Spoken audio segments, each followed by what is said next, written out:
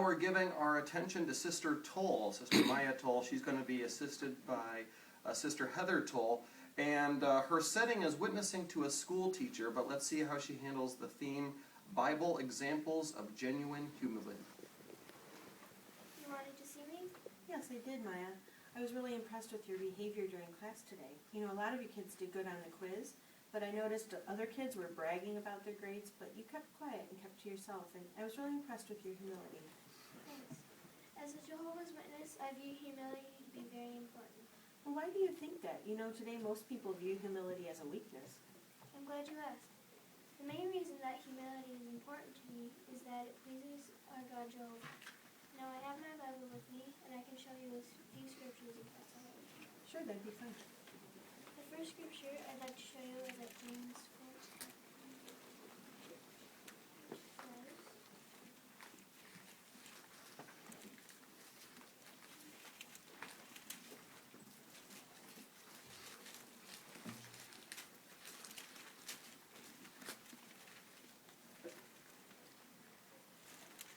Humble yourselves in the eyes of Jehovah, and he will exalt you.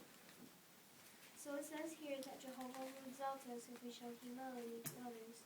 So obviously it is important to him that we have that quality. And of course, as Christians, we always try to follow Jesus' example.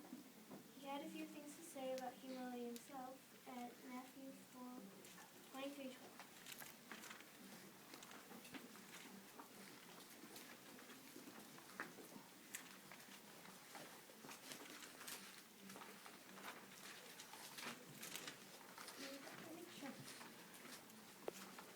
It says, whoever exalts himself will be humbled, and whoever humbles himself will be exalted.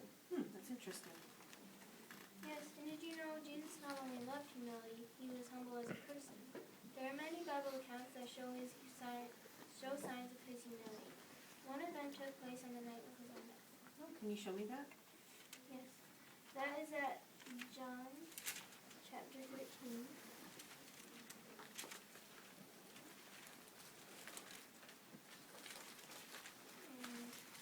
And verses 2 through 8.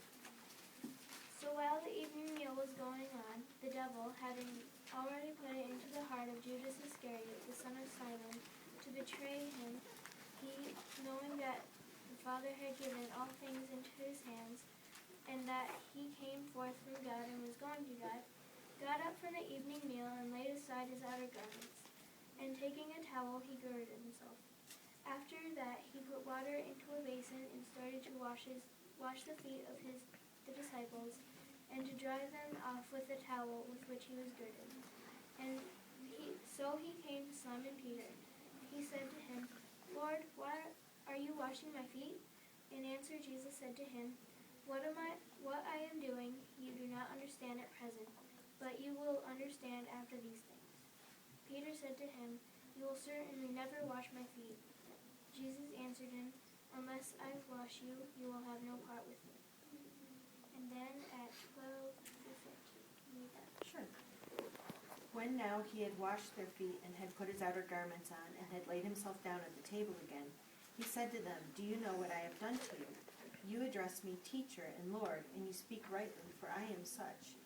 Therefore, if I, although Lord and teacher, washed your feet, you also ought to wash the feet of one another. So you see, Jesus washed the feet of all his disciples, a task usually carried out by slaves. He even washed the feet of Judas Iscariot, who would betray him that very night, and Peter, who protested against it. Well, I didn't know that, Maya. I guess I assumed that since Jesus was perfect, he didn't need to show humility to other humans. Well, he did see that way. You know, Jesus not only washed the feet of his disciples to show humility, he did it also to teach them to be humble towards one another. We know Peter took this to heart because of what he wrote in 1 Peter, verses 5 and 6.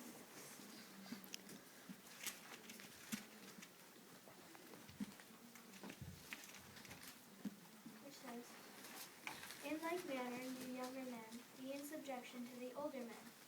But all of you gird yourselves with lowliness of mind toward one another, because God opposes the haughty ones, but he gives him underserved kindness to the humble ones. Humble yourselves, therefore, under the mighty hand of God, that he may exalt you in due time. I learned a lot about humility and the other qualities of Jesus at my weekly Bible studies at the Kingdom Hall of Jehovah's Witnesses. If you're interested, maybe you can come this Sunday. Well, that sounds interesting. I'll think about it.